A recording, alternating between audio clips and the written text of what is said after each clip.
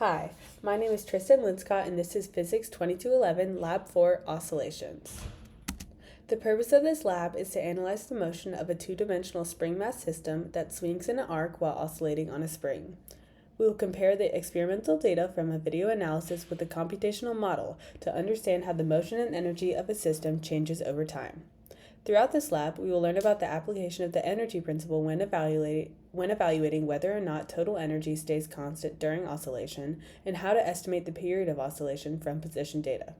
A preview of my findings is that the energy principle is at play and the change in total energy is zero, and that the computational and experimental data will be relatively similar, with some variance due to small errors.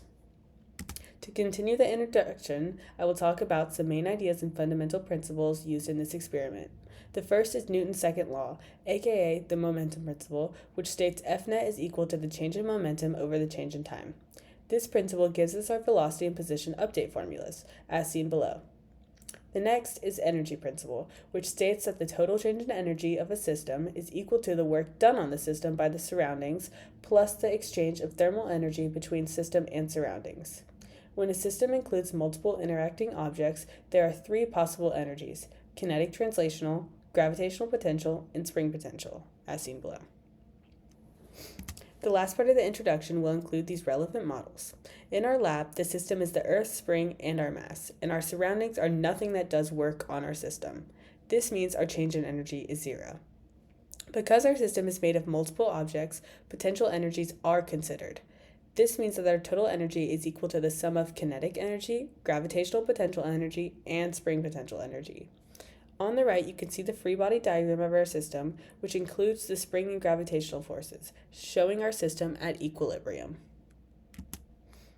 Here is my experimental tracker video from the experiment. I used the video given to us and plotted the x and y positions. For my axes, I chose positive x to be toward the right and positive y to be upwards. Next, here's my computational model and the beginning of code that establishes our conditions and constants. On the left, I've set the mass of the ball, its initial position and velocity vectors, and the time intervals. On the right, I have defined our constants after calculating my spring constant using the y direction and then the relaxed length of the spring. I then computed the system energies using our previously stated formulas and defined the total energy as the sum of them all. The following part of my computational code shows the calculations of the force due to gravity and the spring force, which also use our previously mentioned formulas. Our net force is set to the sum of these two forces. Then I used the velocity and position update formulas, which led me to update and recalculate L, L hat, and S. Finally, I calculated the change in each energy. Here are our computational model results.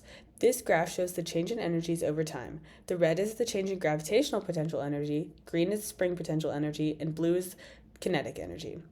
As seen, all three energies oscillate. However, it is interesting to note that the gravitational and spring potential energies are opposite in sign. This means that when one goes up, the other goes down. The orange line represents the change in total energy, which is flat on zero, indicating no change in total energy. Now we will compare our results.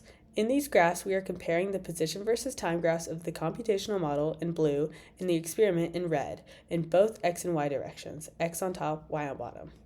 As seen in both, the computational and experimental positions are pretty similar. The deviation when looking at the x position starts at later time values. This could be due to the fact that our calculations for our spring constant were used only using the y position, which could have not matched up with the x position.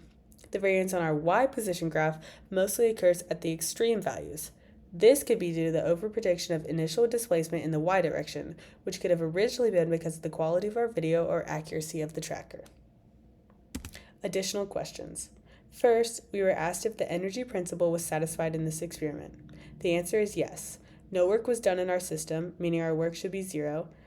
And according to this principle, which states that change in energy is equal to work done, our total energy should also be zero. This is seen and proven with our orange line. Second, we were asked to estimate and compare the oscillation periods from the x and y position data. I did this by dividing the time it took for 5 oscillations by 5. As seen, the x position and y position oscillation periods differed pretty significantly, which would affect our result. This is because the oscillation time period is used when calculating our spring constant, which is then used to calculate other values like our mass's motion. To account for this, we could either use the specific direction oscillation time period in our calculations for the x and y directions, or determine an average period of oscillation. Thank you and bye.